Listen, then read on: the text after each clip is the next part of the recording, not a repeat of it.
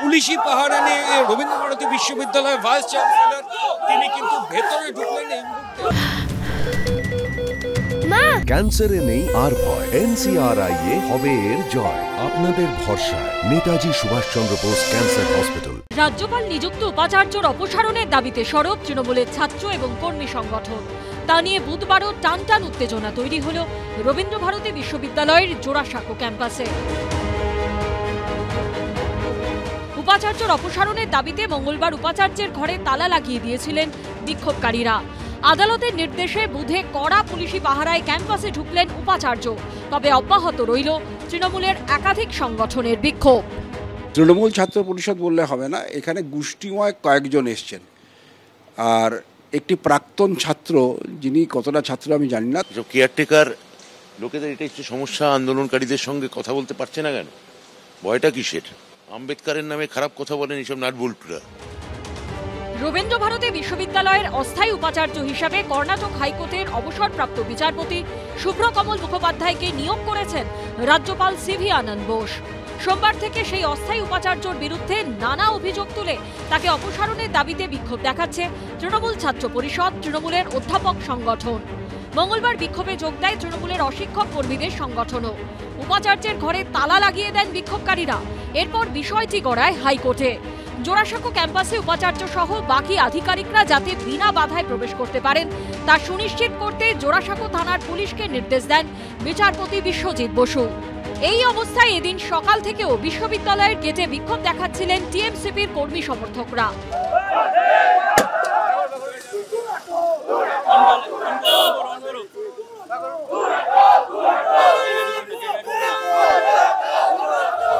তারই মধ্যে কড়া পুলিশি পাহারায় বিশ্ববিদ্যালয়ে পৌঁছন ভারপ্রাপ্ত উপাচার্য শুভ্রকমল মুখোপাধ্যায়। উপাচার্য নিজের ঘরে ঢুকে গেলেও গেটের সামনে বিক্ষোভ চলতে থাকে।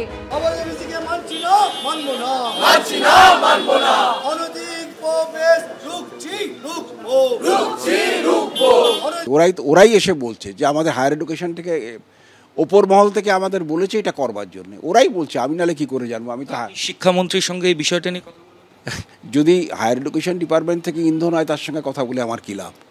আমি গভর্নরকে জানিয়েছি। রেজিস্টার থেকে শুরু করে ভেতরে অনেক অফিসিয়ালকে খাপ পঞ্চায়েত বসে তাড়িয়ে দেওয়া হয়েছে। বিশ্ববিদ্যালয়ের প্রেমিস বিহেভিয়ার হিসেবে ভাড়া দেওয়া হয়েছে। উচ্চশিক্ষা দপ্তরের অনুমোদন ছাড়া বেআইনিভাবে দিনের পর দিন ইসি করা হয়েছে। এইগুলো জন্য তো আন্দোলন তো হবেই। তা আন্দোলনকারীদের সঙ্গে কথা বললেই তো হয়। অন্যদিকে আন্দোলনকারী ছাত্রদের ভূমিকা নিয়ে প্রশ্ন তুলেছেন ভারপ্রাপ্ত উপাচার্য।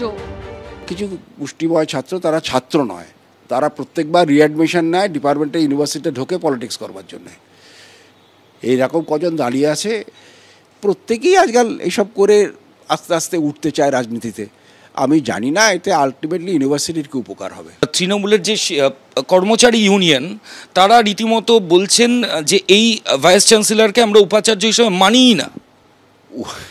ওরা মানলো না মানলো, তাদেরকে আর আইন আটকে থাকে? আমার অ্যাপয়েন্টমেন্টটা দিয়েছেন গভর্নর।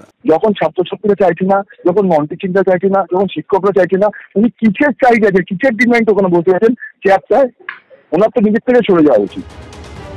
তৃণমূল ছাত্র পরিষদ জানিয়েছে ভারপ্রাপ্ত এই উপাচার্যের বিরুদ্ধে তাদের আন্দোলন চলবে। ময়ূখ ঠাকুর চক্রবর্তীর রিপোর্ট, এবিপি আনন্দ, কলকাতা।